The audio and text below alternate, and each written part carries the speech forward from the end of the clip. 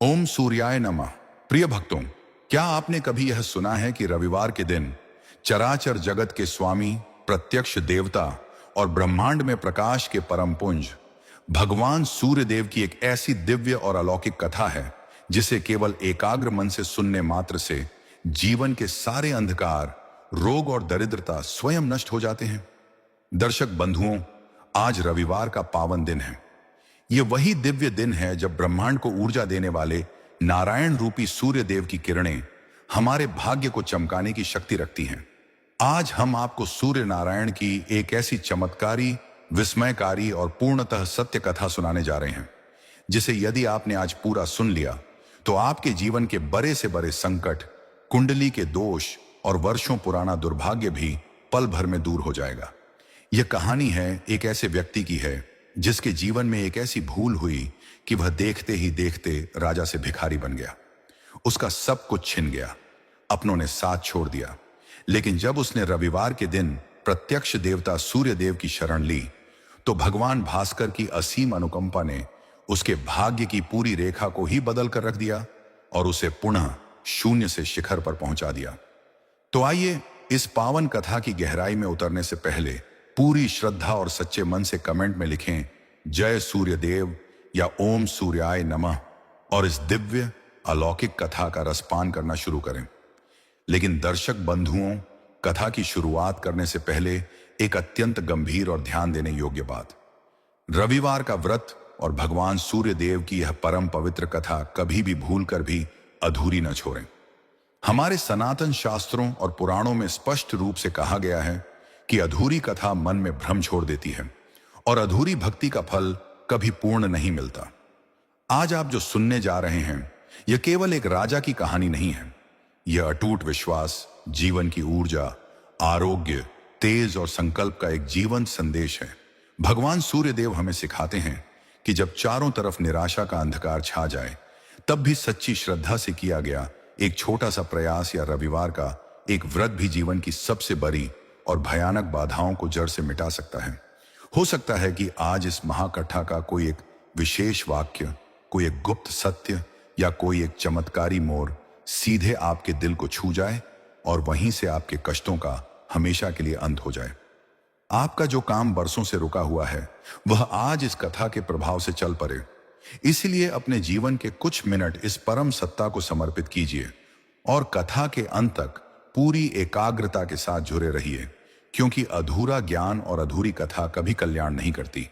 यदि आप एक सच्चे सनातनी हैं, भगवान सूर्य देव के प्रत्यक्ष स्वरूप पर विश्वास रखते हैं और अपने जीवन में सुख, समृद्धि तथा आरोग्य चाहते हैं तो इस दिव्य और मंगलकारी संदेश को आगे बढ़ाएं। इसे दिल से लाइक करें, अपने परिवार और मित्रों के साथ शेयर करें ताकि उन्हें भी भगवान भास्कर की कृपा मिल सके। और ऐसे ही सनातन धर्म के दिव्य, अनमोल और रहस्यमयी संदेशों के लिए हमारे चैनल को सब्सक्राइब करना बिल्कुल ना भूलें। तो आइए पूरे ब्रह्मांड को आलोकित करने वाले प्रत्यक्ष देवता भगवान सूर्य देव के चरणों में प्रणाम करते हुए जय सूर्य देव के गगन भेदी उद्घोष के साथ इस परम फलदायी रविवार व्रत कथा की पावन शुरुआत करते हैं। प्राचीन भारतवर्ष के स्वर्णिम इतिहास के सुदूर और गौरवशाली पन्नों में दर्ज एक अत्यंत सुंदर, मनोरम और सर्वगुण संपन्न वैभवशाली गांव था जिसका नाम था मनोहरपुर। यह गांव सचमुच अपने नाम की तरह ही हर किसी के मन को हर लेने वाला था। चारों ओर फैली हरी भरी फसलों से लहलहाते खेत, ठंडी और शुद्ध हवा के झोंके, मीठे जल से लबालब भरी नदियां और तालाब और गांव के बीचों बीच स्थित एक प्राचीन मंदिर जहां से सुबह शाम होने वाली शंख ध्वनि और श्लोकों के उच्चारण से पूरा वातावरण एकदम पवित्र और देवमय बना रहता था। मनोहरपुर में रहने वाले लोग अत्यंत सीधे, सरल और धर्म कर्म में विश्वास रखने वाले थे। इस परम पवित्र और सुंदर गांव के कोने में एक बड़ा और पुराना घर था जिसमें 4 सगे भाई अपनी अपनी पत्नियों के साथ एक संयुक्त परिवार के रूप में निवास करते थे। इन चारों भाइयों के नाम थे हरिदास, दयाराम, माधव और धर्मपाल। ये चारों भाई दिखने में तो एक ही माता पिता की संतान थे, लेकिन उन सभी के स्वभाव, उनकी सोच, उनके कर्म और उनकी जीवन शैली में जमीन आसमान का अंतर था। सबसे बड़ा भाई हरिदास स्वभाव से अत्यंत गंभीर, चतुर और सांसारिक धन दौलत को ही जीवन का सब कुछ मानने वाला व्यक्ति था। उसका पूरा ध्यान इस बात पर रहता था कि किस प्रकार अधिक से अधिक धन संचित किया जाए, चाहे उसके लिए कोई भी मार्ग क्यों न अपनाना पड़े। उसकी पत्नी का स्वभाव भी ठीक उसी की तरह था, अत्यंत अभिमानी, दूसरों को अपने से छोटा समझने वाली और भौतिक सुख सुविधाओं में डूबी रहने वाली। दूसरा भाई दयाराम, जैसा उसका नाम था, वह स्वभाव से कुछ नरम था, लेकिन वह हमेशा समाज में अपनी प्रतिष्ठा, मान सम्मान और दिखावे को लेकर बहुत ज्यादा चिंतित रहता था। वह कोई भी काम निस्वार्थ भाव से नहीं करता था, बल्कि इस सोच के साथ करता था कि लोग उसकी वाहवाही करेंगे। उसकी पत्नी भी हर समय गांव की दूसरी औरतों के सामने अपने गहनों और कपड़ों का दिखावा करने में ही व्यस्त रहती थी और उसका मन कभी भी शांत नहीं रहता था। तीसरा भाई माधव था, जो स्वभाव से बहुत ही चंचल, क्रोधी और अपनी मर्जी का मालिक था। उसे किसी की बात सुनना पसंद नहीं था और वह छोटी छोटी बातों पर पूरे घर को सिर पर उठा लेता था। उसके भीतर धैर्य नाम की कोई चीज नहीं थी। उसकी पत्नी भी अत्यंत कटुवचनी थी, जिसकी तीखी वाणी से घर के बाकी सदस्य अक्सर दुखी और परेशान रहते थे। घर में होने वाले आधे से ज्यादा झगड़ों की जड़ माधव और उसकी पत्नी का यही अनियंत्रित व्यवहार था। इन तीनों भाइयों से बिल्कुल अलग सबसे छोटा भाई था धर्मपाल। धर्मपाल का नाम उसके माता पिता ने बहुत सोच समझ कर रखा था, क्योंकि उसके भीतर धर्म, सत्य, करुणा और संतोष कूट कूट कर भरे हुए थे। वह शांत स्वभाव का, अत्यंत विनम्र और चराचर जगत के स्वामी भगवान सूर्य देव का एक परम और अनन्य भक्त था।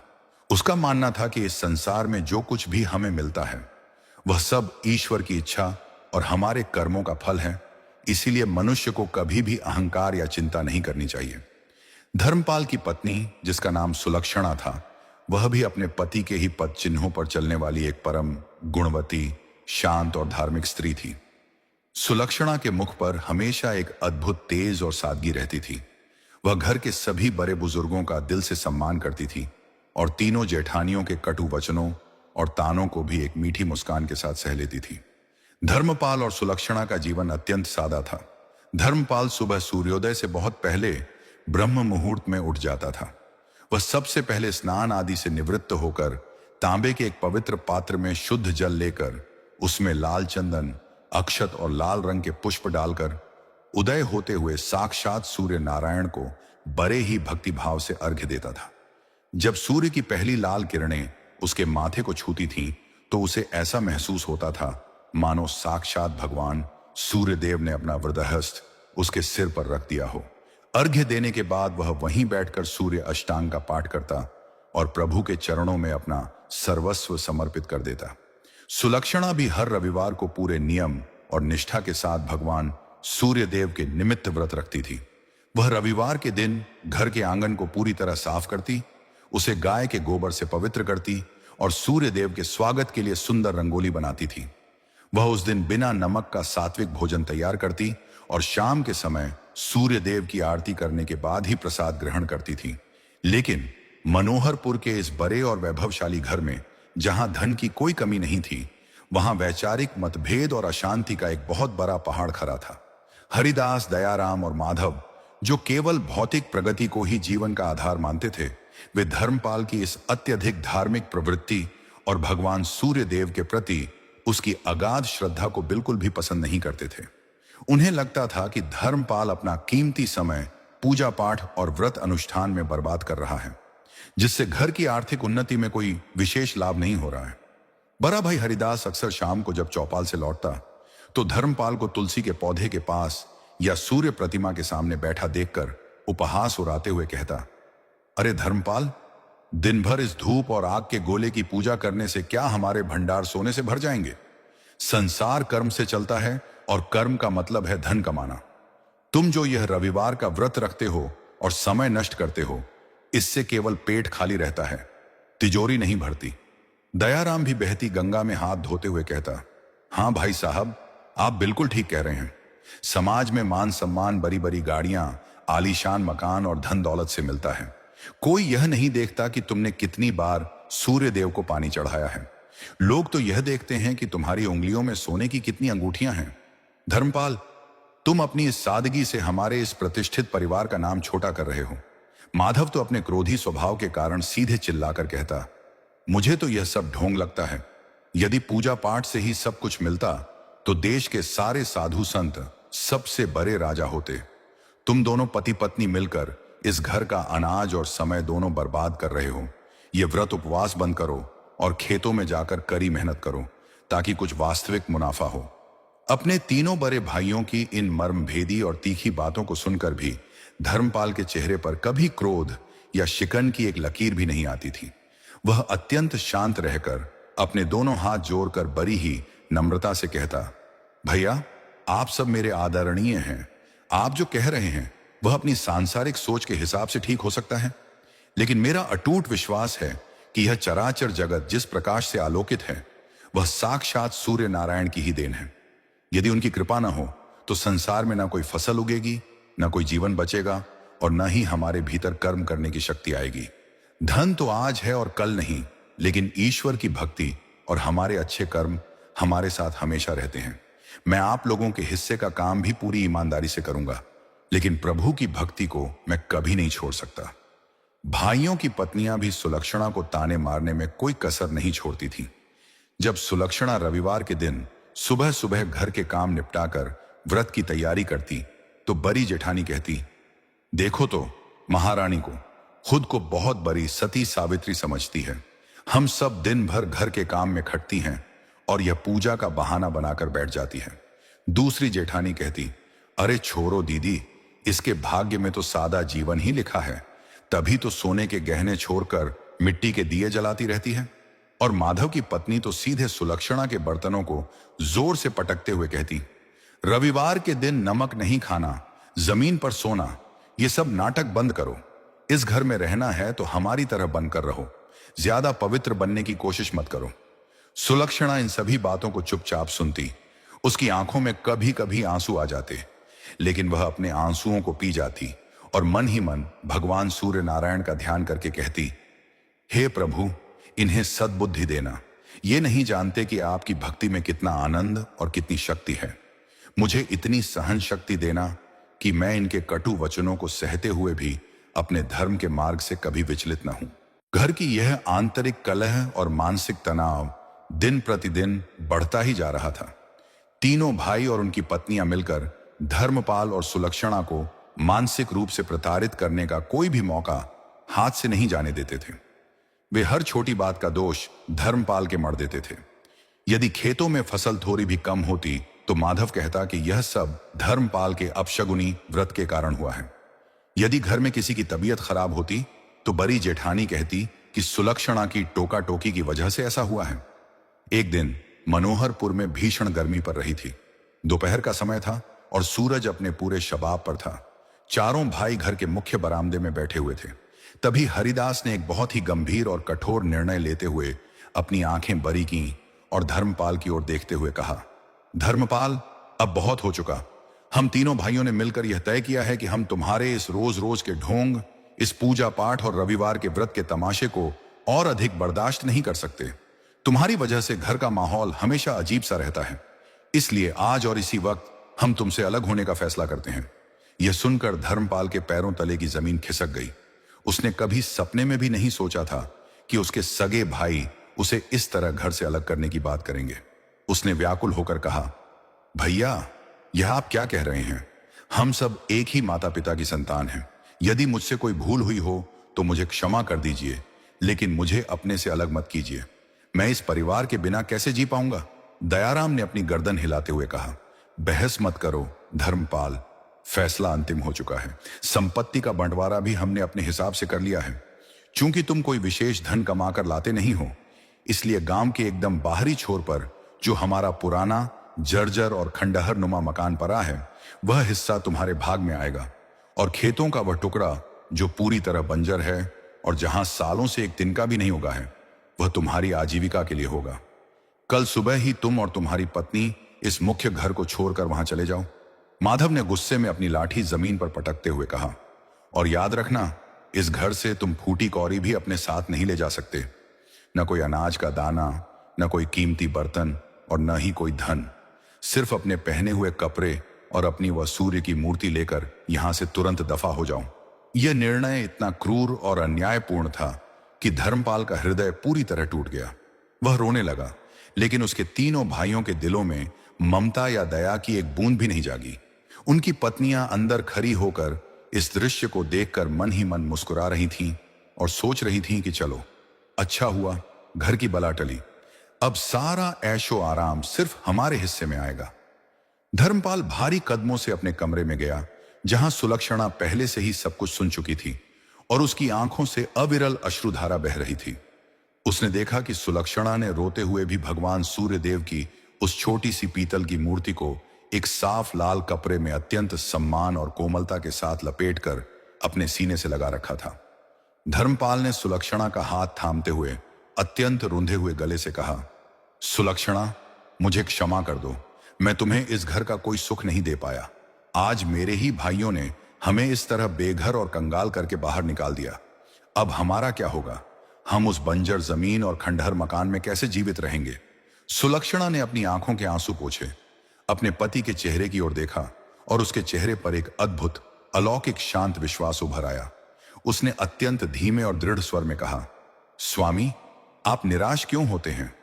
आपके भाइयों ने हमसे हमारा घर छीना है, हमारी धन दौलत छीनी है, लेकिन वे हमसे हमारे भगवान सूर्य नारायण को तो नहीं छीन सकते।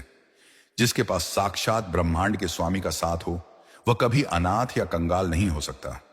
भगवान सूर्य देव जो रोज सुबह पूरी दुनिया को बिना किसी भेदभाव के अपना प्रकाश देते हैं, क्या वह अपने इस छोटे से भक्त को भूखा सोने देंगे? आप धैर्य रखिए, प्रभु की कोई ना कोई दिव्य लीला अवश्य होगी। चलिए, हम इसी वक्त इस घर को छोड़ देते हैं, क्योंकि जहां भक्तों का और भगवान का अनादर हो, वह स्थान रहने योग्य नहीं है। सुलक्षणा के इन गहरे और भावनात्मक शब्दों ने धर्मपाल के टूटते हुए हौसले को एक नई और असीम ऊर्जा से भर दिया। उसने अपने सिर को ऊपर उठाया, अपनी पत्नी की ओर देखा और दोनों ने मिलकर भगवान सूर्य देव की मूर्ति को प्रणाम किया। वे दोनों बिना किसी से कुछ कहे, बिना कोई विरोध किए, केवल अपने पहने हुए वस्त्रों और प्रभु की उस पावन छवि को लेकर उस आलीशान घर से बाहर निकल गए, जहां उन्होंने अपना पूरा बचपन और जीवन बिताया था। शाम की ढलती हुई धूप में जब सूर्यदेव अस्ताचल की ओर बढ़ रहे थे, धर्मपाल और सुलक्षणा मनोहरपुर गांव के उस सुदूर, सुनसान और बंजर छोर की ओर बढ़ रहे थे, जहां उनका वह नया जर्जर आशियाना उनका इंतजार कर रहा था। गांव के लोग उन्हें इस हालत में जाते देख हैरान थे, लेकिन तीनों भाइयों के खौफ और प्रभाव के कारण कोई भी उनके पक्ष में बोलने का साहस नहीं कर पा रहा था।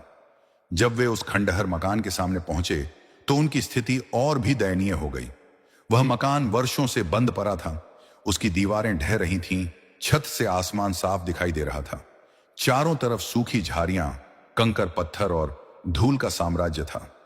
दूर दूर तक पानी का कोई स्रोत नजर नहीं आ रहा था और पास ही की वह बंजर जमीन सूखी और फटी हुई थी, जिसे देखकर ऐसा लगता था मानो वहां कभी जीवन का अंकुर फूट ही नहीं सकता। चारों तरफ केवल घोर अंधकार, सन्नाटा और निराशा का माहौल था, लेकिन धर्मपाल और सुलक्षणा के भीतर जो भक्ति की लौ जल रही थी, वह इस बाहरी अंधकार से कहीं अधिक तेज थी। सुलक्षणा ने उस खंडहर के एक कोने को साफ किया, वहां सूखी पत्तियों को इकट्ठा करके एक छोटा सा आसन बनाया और उस पर बड़ी ही कोमलता से भगवान सूर्य देव की मूर्ति को स्थापित कर दिया। धर्मपाल ने बाहर जाकर किसी तरह थोड़ा सा साफ जल ढूंढ निकाला और प्रभु के चरणों को धोया।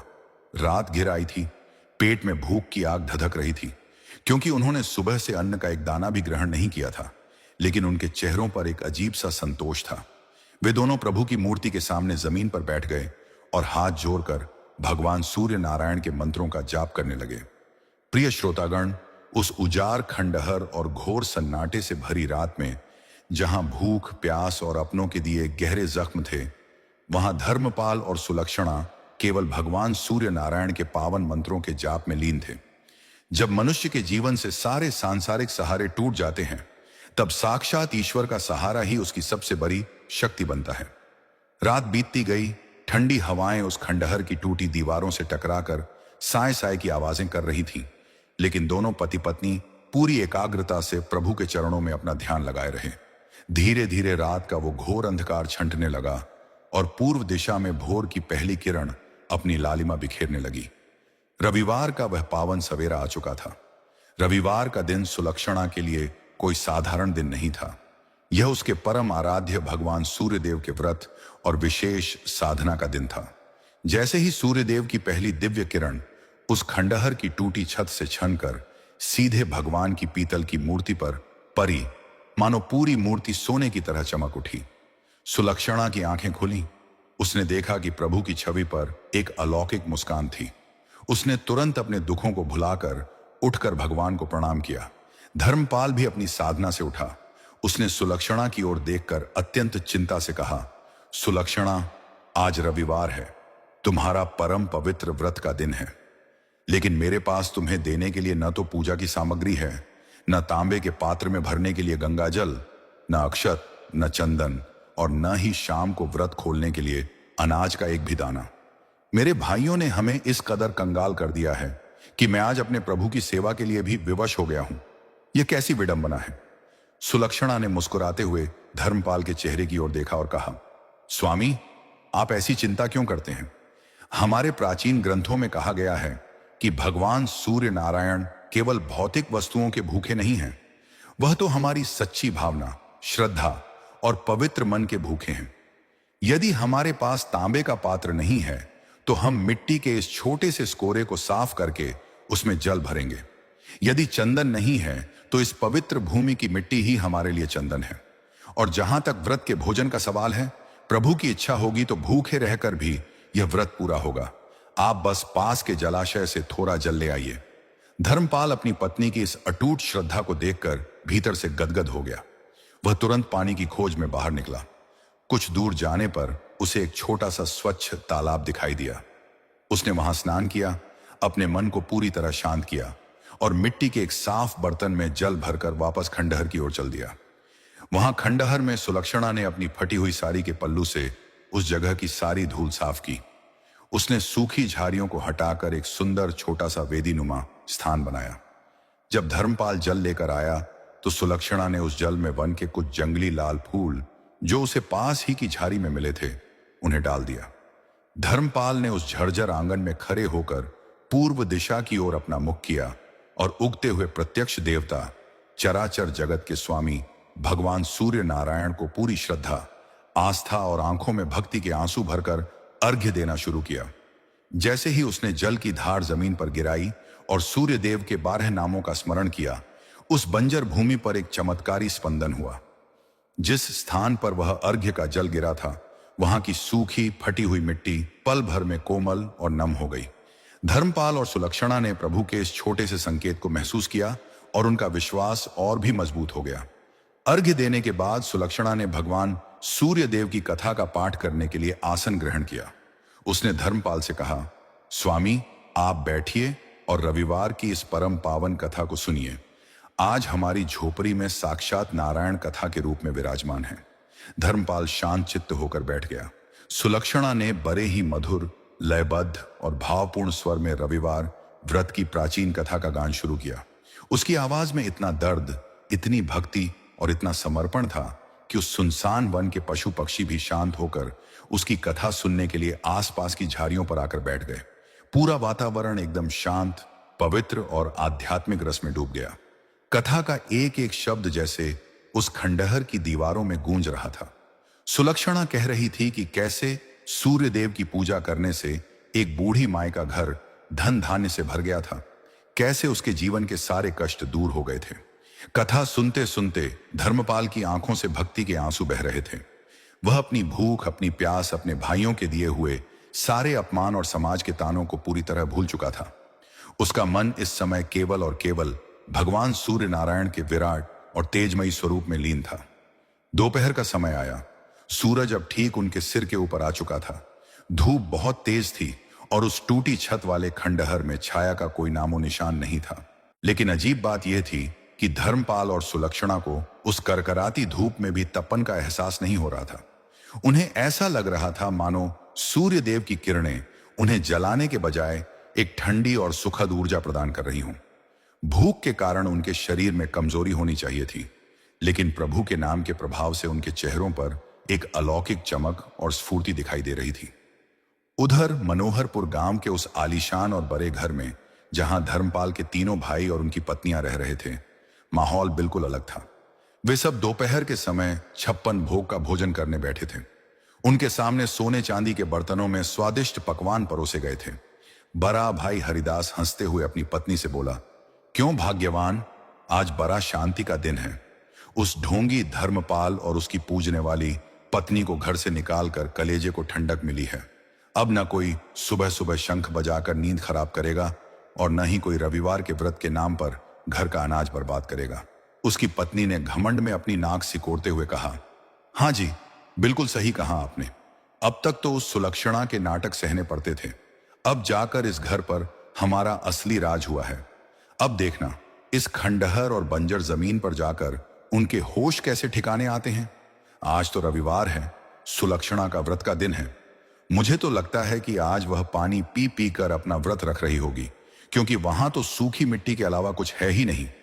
माधव ने जोर से ठाका लगाया और कहा, अरे उसे उसके सूर्य देव ही आकर 56 भोग खिलाएंगे।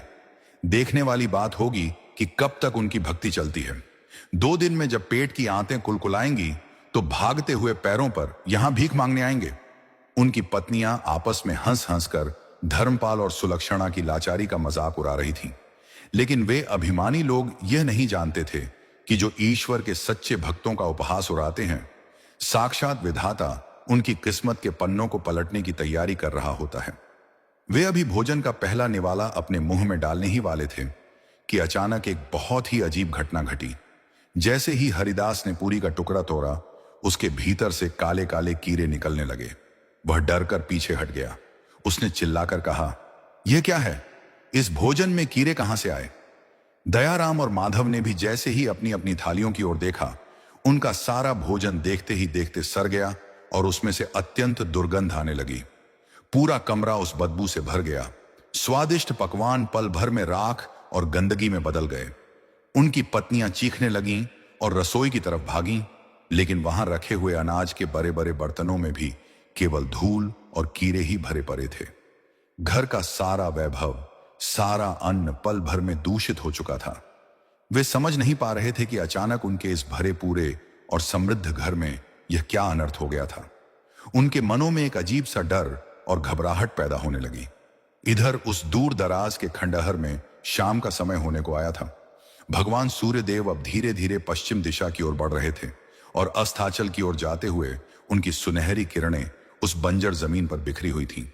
सुलक्षणा का रविवार का व्रत अब पूर्ण होने की कगार पर था। उसने अपनी कथा का समापन किया और भगवान की आरती उतारी। आरती पूरी होने के बाद धर्मपाल और सुलक्षणा ने एक दूसरे की ओर देखा। सुलक्षणा का व्रत पूरा हो चुका था, लेकिन घर में पारण करने के लिए, यानी व्रत खोलने के लिए, अन्न का एक छोटा सा दाना भी नहीं था। धर्मपाल की आंखों में एक बार फिर बेबसी के आंसू आ गए। उसने भगवान सूर्यदेव की मूर्ति के सामने साष्टांग दंडवत प्रणाम किया और रोते हुए कहा, हे चराचर जगत के स्वामी, हे प्रत्यक्ष देवता, आपकी इस दासी ने पूरी श्रद्धा और नियम के साथ आपका रविवार का व्रत पूरा किया है, लेकिन मैं इतना अभागा पति हूं कि इसके पारण के लिए एक मुट्ठी अनाज का प्रबंध भी नहीं कर सका। हे प्रभु, मेरी इस भूल को क्षमा करना, लेकिन अपनी इस अनन्य भक्त को भूखा मत रखना। तभी उस शांत और सुनसान वातावरण में एक अत्यंत अलौकिक और विस्मयकारी घटना घटी। अचानक उस खंडहर के चारों ओर एक तेज, सुगंधित और ठंडी हवा का झोंका चला। उस हवा के चलते ही उस झरझर खंडहर की ढाती हुई दीवारें और टूटी हुई छत देखते ही देखते गायब होने लगी। धर्मपाल और सुलक्षणा अपनी आंखों पर विश्वास नहीं कर पा रहे थे। उनके देखते ही देखते वह मिट्टी और धूल से भरा खंडहर एक अत्यंत विशाल, भव्य और दिव्य महल में परिवर्तित होने लगा। जहां पुरानी और टूटी ईंटें थीं, वहां कीमती सफेद संगमरमर के पत्थर लग गए। जहां सूखी झाड़ियां और कंकर थे, वहां सोने और चांदी के खंभे खड़े हो गए, जिन पर बेशकीमती रत्न और मणियां जगमगा रही थीं। उस महल की भव्यता ऐसी थी कि बड़े बड़े राजाओं के राजमहल भी उसके सामने फीके पड़ जाएं। और सबसे बड़ा चमत्कार तो अभी होना बाकी था। उस भव्य महल के बीचों बीच, जहां सुलक्षणा ने भगवान सूर्यदेव की छोटी सी पीतल की मूर्ति रखी थी, वहां अब सोने का एक बहुत बड़ा और अलौकिक सिंहासन बन चुका था। और उस सिंहासन के ठीक सामने हवा में तैरते हुए सोने के बर्तनों में 56 प्रकार के गर्मा गर्म, सुगंधित और सात्विक पकवान अपने आप प्रकट हो गए। उन पकवानों से ऐसी दिव्य सुगंध आ रही थी जैसी इस पृथ्वी पर कभी किसी ने महसूस नहीं की थी। इतना ही नहीं, जिस बंजर जमीन को देखकर भाइयों ने धर्मपाल का उपहास उड़ाया था, उस महल के बाहर की वह मीलों दूर तक फैली जमीन पल भर में लहलहाती हरी भरी फसलों से भर गई। सूखी मिट्टी सोने जैसी उपजाऊ बन चुकी थी और वहां लगे हुए पैरों पर सोने और चांदी के फल लटक रहे थे। पास ही में एक मीठे और शीतल जल की नदी अपने आप बहने लगी, जिसके पानी से एक अद्भुत प्रकाश निकल रहा था। धर्मपाल और सुलक्षणा इस विहंगम और अलौकिक दृश्य को देखकर पूरी तरह स्तब्ध रह गए। वे समझ गए कि यह उनके चराचर जगत के स्वामी प्रत्यक्ष देवता भगवान सूर्य नारायण की ही असीम कृपा का फल है, जिन्होंने अपनी कथा सुनने और व्रत रखने मात्र से उनके जीवन के सारे दुर्भाग्य को पल भर में भस्म कर दिया था। दोनों ने भाव विभोर होकर प्रभु के चरणों में अपना सिर रख दिया और उनके जयकारे लगाने लगे। प्रिय श्रोतागण, उस भव्य और अलौकिक महल में जो साक्षात भगवान सूर्य नारायण की असीम अनुकंपा से प्रकट हुआ था, धर्मपाल और सुलक्षणा ने सोने के बर्तनों में सजे उस दिव्य 56 भोग के प्रसाद से अपना रविवार का व्रत पूर्ण किया। जैसे ही प्रसाद का पहला निवाला उनके मुख में गया, उनके शरीर की सारी थकान, भूख और वर्षों का कष्ट पल भर में लुप्त हो गया। उनके भीतर एक ऐसी असीम दिव्य ऊर्जा का संचार हुआ जिसने उनकी आत्मा को तृप्त कर दिया। वे दोनों उस वैभवशाली महल के आंगन में बैठ गए और रात भर प्रभु सूर्य देव के भजनों में झूमते रहे। अब उनके जीवन में किसी चीज का अभाव नहीं था, लेकिन उनके मन में अहंकार का एक अंश भी नहीं आया। वे पहले की ही तरह विनम्र और भक्ति में लीन रहे।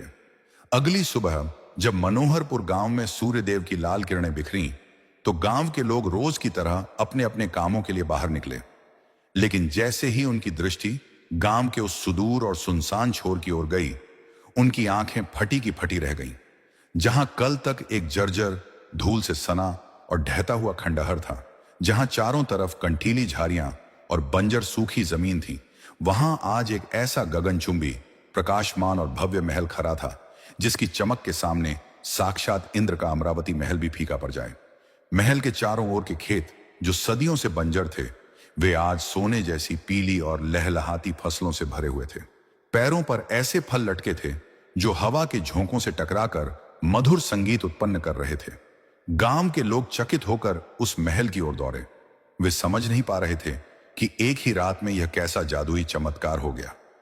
क्या किसी गंधर्व या देवता ने यहां अपना निवास स्थान बना लिया है? धीरे धीरे यह खबर पूरे मनोहरपुर गांव में आग की तरह फैल गई।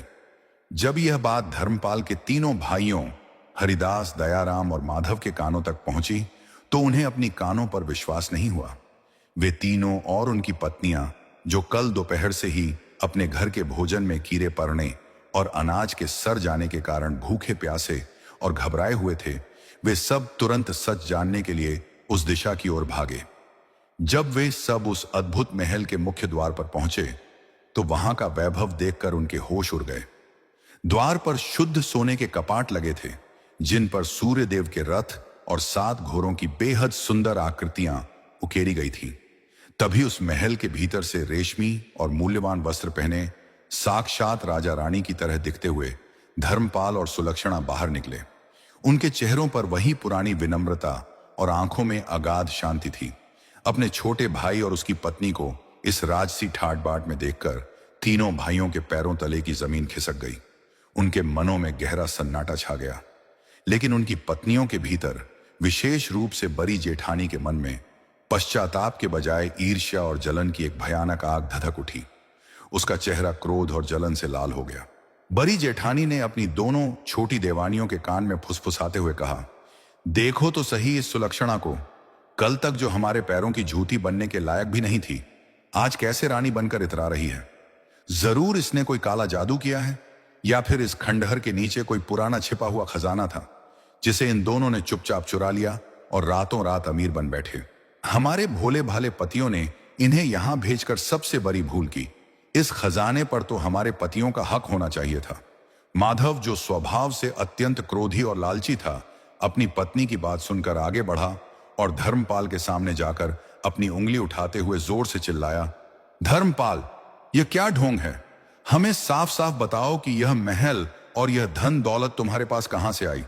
कल तक तुम्हारे पास खाने को एक दाना नहीं था और आज तुम इस महल के मालिक बन बैठे हो। जरूर तुमने इस जमीन के नीचे छिपा हुआ हमारे पूर्वजों का खजाना खोज निकाला है। सीधे सीधे उस खजाने का 3 हिस्सा हमारे हवाले कर दो, नहीं तो हम तुम्हें गांव की पंचायत में घसीटेंगे। अपने सगे भाई के मुंह से ऐसे कटु और लालच से भरे शब्द सुनकर धर्मपाल की आंखों में आंसू आ गए, लेकिन उसने अपने क्रोध पर नियंत्रण रखा और अपने दोनों हाथ जोड़कर बड़ी ही नम्रता से कहा, माधव भैया, आप ऐसा अनर्थ मत कहिए।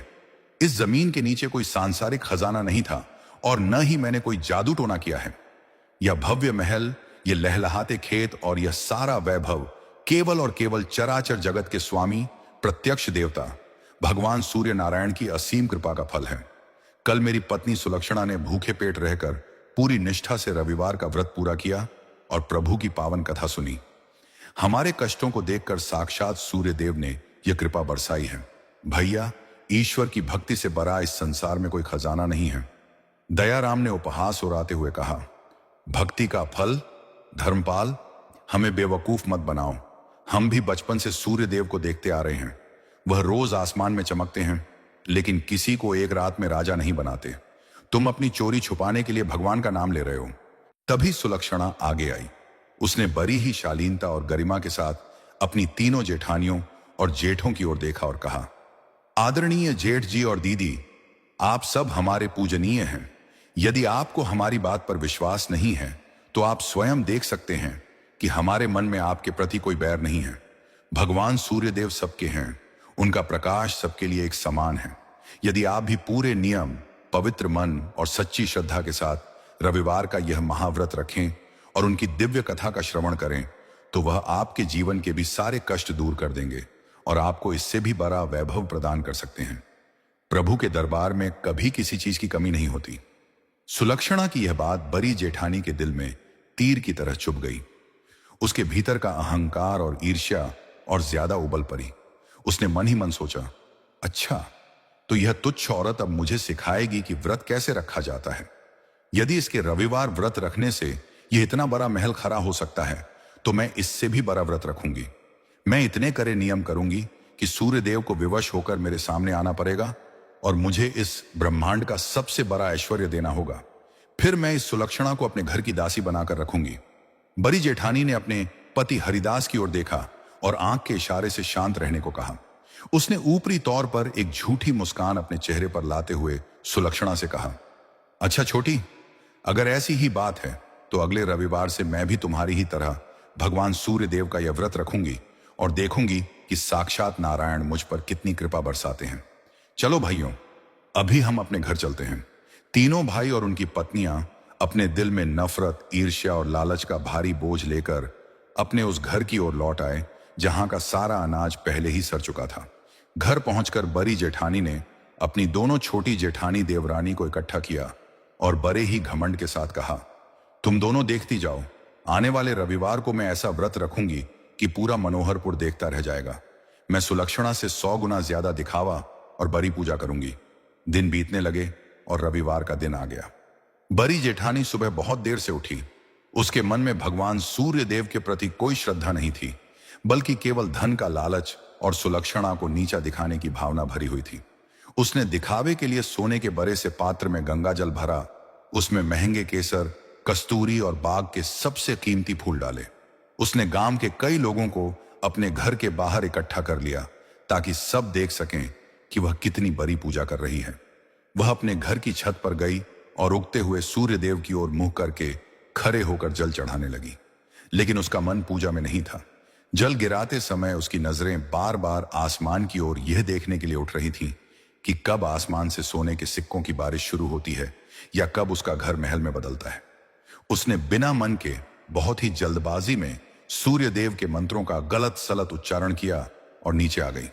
शाम का समय हुआ। बड़ी जेठानी ने अपनी दोनों देवानियों से कहा, जाओ रसोई में मेरे व्रत के पारण के लिए सबसे कीमती और स्वादिष्ट 56 भोग तैयार करो। आज शाम को जैसे ही मेरा व्रत पूरा होगा, सूर्य देव मेरे घर को भी सोने का बना देंगे। लेकिन वह अभिमानी स्त्री यह भूल गई थी कि चराचर जगत के स्वामी भगवान सूर्य नारायण अंतर्यामी हैं। वह मनुष्य के बाहरी दिखावे को नहीं, बल्कि उसके भीतर की पवित्रता और भावनाओं को देखते हैं। जो व्रत ईर्ष्या, लालच और अहंकार की बुनियाद पर रखा जाए वह कभी सफल नहीं हो सकता। जैसे ही सूर्यदेव अस्ताचल की ओर गए और शाम का धुंधलका छा गया, बड़ी जेठानी पूजा की थाली लेकर बैठ गई। उसने बिना किसी श्रद्धा के आरती के शब्दों को बुदबुदाया और तुरंत भोजन की थाली पर झपट पड़ी। लेकिन जैसे ही उसने भोजन का पहला निवाला अपने मुंह में डाला, पूरे घर में एक भयानक और डरावनी आवाज गूंज उठी। अचानक आसमान में काले काले घने बादल छा गए और बिजली कड़कने लगी। देखते ही देखते उनके उस आलीशान घर की दीवारें छटकने लगी। घर के भीतर रखे हुए सोने चांदी के बर्तन मिट्टी में बदलने लगे।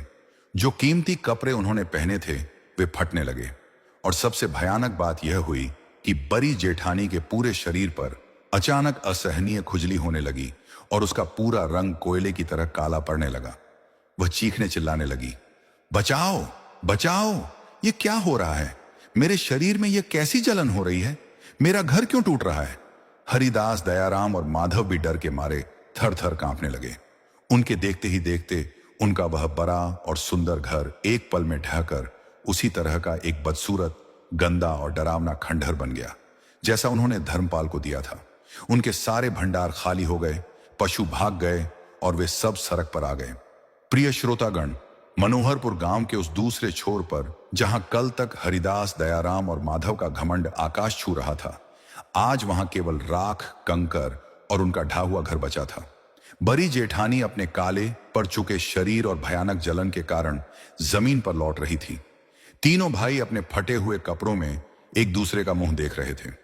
उनके पास न तो सिर छुपाने के लिए छत बची थी और न ही भूख मिटाने के लिए एक दाना।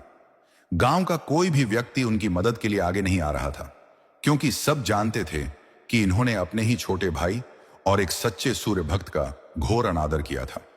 यह साक्षात सूर्य नारायण का दंड था जो उन्होंने उनके अहंकार को चूर करने के लिए दिया था। जब दोपहर की तपती धूप उनके सिर पर पड़ी तो भूख और प्यास से व्याकुल होकर हरिदास ने रोते हुए कहा, यह हमसे क्या अनर्थ हो गया? हमने धन के लोभ में आकर अपने सगे भाई को घर से निकाला और साक्षात सूर्य देव के व्रत का उपहास उड़ाया। आज उसी का परिणाम है कि हम सड़क पर आ गए हैं। माधव ने हाँफते हुए कहा, भाई साहब, अब हमारे पास जीवित रहने का केवल एक ही मार्ग बचा है। हमें अपने छोटे भाई धर्मपाल के पास जाना होगा। वही दयालु है, वही हमें इस संकट से निकाल सकता है। भले ही हमने उसके साथ बुरा किया, लेकिन उसका हृदय बहुत बड़ा है। अपनी पत्नियों के साथ रोते बिलखते और कांपते कदमों से तीनों भाई धर्मपाल के उस भव्य महल की ओर बढ़ने लगे। उनकी स्थिति इतनी दयनीय थी कि जो कोई भी उन्हें रास्ते में देखता उसे उन पर तरस आ जाता। बड़ी जेठानी, जो कल तक सुलक्षणा को दासी बनाने के सपने देख रही थी, आज खुद एक याचक की तरह सिर झुकाए चल रही थी। जैसे ही वे महल के मुख्य द्वार पर पहुंचे, धर्मपाल की नजर अपने भाइयों पर पड़ी। अपने बड़े भाइयों और जेठानियों की ऐसी दुर्दशा देखकर धर्मपाल का कोमल हृदय तड़प उठा। उसकी आंखों में आंसू आ गए। वह अपनी जगह पर एक पल भी नहीं रुका और नंगे पैर दौड़ता हुआ महल के बाहर आया। उसने तुरंत हरिदास और दयाराम के चरण स्पर्श किए और माधव को गले से लगा लिया।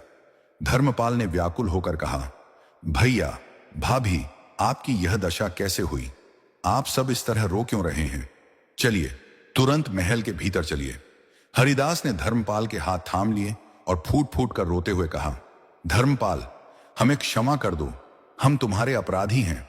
हमने तुम्हारे सीधेपन का फायदा उठाया, तुम्हें कंगाल करके घर से निकाला। लेकिन साक्षात चराचर जगत के स्वामी सूर्यदेव ने हमारे पापों का दंड हमें दे दिया है। हमारा घर नष्ट हो गया, हमारा अन्न सड़ गया और तुम्हारी बड़ी भाभी के शरीर की यह दशा देखो। हम पूरी तरह बर्बाद हो चुके हैं भाई, हमें शरण दे दो। सुलक्षणा भी दौड़ती हुई बाहर आई। उसने जब अपनी जेठानियों की यह हालत देखी तो उसके मन में पुराना कोई भी बैर या नफरत नहीं जागी। उसने बड़ी जेठानी का हाथ थामा, जिसने लज्जा और पश्चाताप से अपना सिर झुका लिया था। सुलक्षणा ने कहा, दीदी, आप रोइए मत। जो हुआ उसे ईश्वर की इच्छा समझकर भूल जाइए। भगवान सूर्य नारायण अत्यंत दयालु हैं। यदि वह दंड देना जानते हैं तो क्षमा करना भी जानते हैं। आप सब पहले भीतर चलिए और विश्राम कीजिए। धर्मपाल और सुलक्षणा ने अपने भाइयों और उनकी पत्नियों को महल के सबसे सुंदर और आरामदायक कमरों में ठहराया। सुलक्षणा ने तुरंत रसोई में जाकर उनके लिए शीतल जल और सात्विक स्वादिष्ट भोजन का प्रबंध किया। भूखे प्यास से तरप रहे तीनों भाइयों और उनकी पत्नियों ने जब वह दिव्य भोजन ग्रहण किया तो उनके शरीर में कुछ जान आई। भोजन करने के बाद हरिदास ने अत्यंत विनम्रता से सुलक्षणा से पूछा, छोटी बहू, हम समझ चुके हैं कि यह सब तुम्हारी और धर्मपाल की सच्ची भक्ति का प्रताप है। तुम्हारी जेठानी ने भी व्रत रखा था, लेकिन उसका परिणाम इतना भयानक क्यों हुआ? हमें हमारे अज्ञान से बाहर निकालो। सुलक्षणा ने हाथ जोड़कर कहा, जेठ जी, भगवान सूर्य नारायण अंतर्यामी हैं। वह केवल बाहरी क्रियाओं या सोने चांदी के बर्तनों को नहीं देखते। दीदी ने जब रविवार का व्रत रखा तो उनके मन में प्रभु के प्रति कोई श्रद्धा या प्रेम नहीं था। उनके मन में केवल धन का लालच, ईर्ष्या और मुझे नीचा दिखाने का अहंकार था। शास्त्रों में कहा गया है कि जो व्रत या पूजा किसी के प्रति द्वेष, नफरत या दिखावे के लिए की जाती है, वह पूजा नहीं बल्कि अपराध बन जाती है। प्रभु सूर्य देव प्रकाश के स्वामी हैं। वह हमारे मन के भीतर छुपे हुए अंधकार को पल भर में देख लेते हैं। यही कारण था कि दीदी का व्रत निष्फल और दंड का कारण बन गया। बड़ी जेठानी सुलक्षणा के चरणों में गिर पड़ी और रोते हुए बोली, सुलक्षणा, मुझे क्षमा कर दो। मेरा अहंकार पूरी तरह टूट चुका है। मुझे इस घोर कष्ट और बीमारी से मुक्ति का मार्ग बताओ। मैं साक्षात सूर्य देव से अपने पापों की भीख मांगना चाहती हूं। सुलक्षणा ने उसे गले से लगाया और उठाते हुए कहा, दीदी, रोइए मत। साक्षात सूर्य नारायण की महिमा अपरंपार है। यदि आप अपने पापों का प्रायश्चित करना चाहती हैं तो आने वाले रविवार को पूरे नियम, पवित्र मन, बिना किसी लालच और पूरी श्रद्धा के साथ भगवान सूर्य देव का यह महाव्रत रखिए। मैं स्वयं आपके साथ यह व्रत करूंगी और आपको इसकी विधि बताऊंगी। जब आप सच्चे मन से प्रभु की कथा सुनेंगी तो आपकी आत्मा शुद्ध हो जाएगी और सूर्य देव की कृपा से आपका यह रोग और कंगाली दोनों दूर हो जाएंगे। तीनों भाइयों और उनकी पत्नियों ने सुलक्षणा की बात को अपने जीवन का मूल मंत्र मान लिया। उनके मनों से लालच और ईर्ष्या का मैल पूरी तरह धुल चुका था। वे सब अब अगले रविवार की प्रतीक्षा बड़ी ही व्याकुलता और भक्ति भाव से करने लगे। वे दिन भर धर्मपाल के साथ बैठकर भगवान सूर्यदेव के नाम का संकीर्तन करते और अपने पुराने कर्मों के लिए प्रभु से क्षमा मांगते। प्रिय श्रोतागण, धर्मपाल के उस पावन और दैवीय महल में पूरा हफ्ता भजन कीर्तन और आत्मशुद्धि में बीता। तीनों भाइयों और उनकी पत्नियों के मन से अहंकार और लालच का अंधकार पूरी तरह मिट चुका था। देखते ही देखते भक्तों की प्रतीक्षा समाप्त हुई और रविवार का वह परम पावन और मंगलमय दिन आ गया। सुबह की भोर होते ही जब पूर्व दिशा में सूर्य देव की लालिमा बिखरी, तब बड़ी जेठानी सबसे पहले उठी। सुलक्षणा ने उसे प्रेम पूर्वक गले लगाया और व्रत की पावन विधि समझानी शुरू की। इस बार कोई दिखावा या घमंड नहीं था। बड़ी जेठानी ने एक साधारण मिट्टी के पात्र में कुएं का स्वच्छ जल भरा और उसमें अपने हृदय की सच्ची श्रद्धा मिलाई। जैसे ही साक्षात भगवान सूर्य नारायण का तेजमयी स्वरूप उदित हुआ, पूरा वातावरण जय सूर्य देव के नारों से गूंज उठा। बड़ी जेठानी ने कांपते हुए हाथों से मिट्टी का पात्र ऊपर उठाया और उदित होते हुए प्रत्यक्ष देवता को अर्घ्य देना प्रारंभ किया। उसने रोते हुए मन ही मन प्रार्थना की, हे चराचर जगत के स्वामी, मैं अज्ञानी हूं, पापी हूं। मैंने धन के मद में चूर होकर आपके परम भक्त धर्मपाल और सुलक्षणा का अनादर किया। मुझे क्षमा कर दीजिए। देव, मुझे धन नहीं चाहिए, मुझे बस आपके चरणों की धूल और मेरे इस कष्टमयी शरीर से मुक्ति दे दीजिए। जैसे ही बड़ी जेठानी के मुख से यह प्रार्थना निकली और अर्घ्य की अंतिम बूंद भूमि पर गिरी, आसमान से सूर्यदेव की एक अत्यंत तेज और शीतल सुनहरी किरण सीधे उसके रोगग्रस्त शरीर पर आकर पड़ी। उस दिव्य प्रकाश के छूते ही एक महाचमत्कार घटित हुआ। बड़ी जेठानी के शरीर की वह असहनीय जलन पल भर में शांत हो गई और उसकी त्वचा कुंदन की तरह चमक उठी। उसका कंगाली और बीमारी का वह भयानक शाप साक्षात सूर्य देव की एक किरण से भस्म हो चुका था। इसके बाद सुलक्षणा ने सभी को एक स्थान पर बिठाया। आंगन को गाय के गोबर से लीप कर पवित्र किया गया था। सुलक्षणा ने साक्षात सूर्य देव की मूर्ति के सम्मुख बैठकर रविवार व्रत की महाकथा का वाचन पुनः प्रारंभ किया। हरिदास, दयाराम और माधव अपनी आंखें बंद करके अपने दोनों हाथ जोड़कर एक चित्त होकर कथा के प्रत्येक शब्द को अपने भीतर उतार रहे थे। कथा सुनते सुनते उनका हृदय इतना कोमल हो गया कि उनके भीतर का सारा बैर भाव हमेशा के लिए शांत हो गया। शाम का समय हुआ। सूर्यदेव अस्ताचल की ओर जाने लगे। सुलक्षणा ने आरती की थाली सजाई और सभी ने मिलकर भगवान सूर्य नारायण की महाआरती गाई। शंख और घंटियों की आवाज से पूरा मनोहरपुर गांव गूंजायमान हो उठा।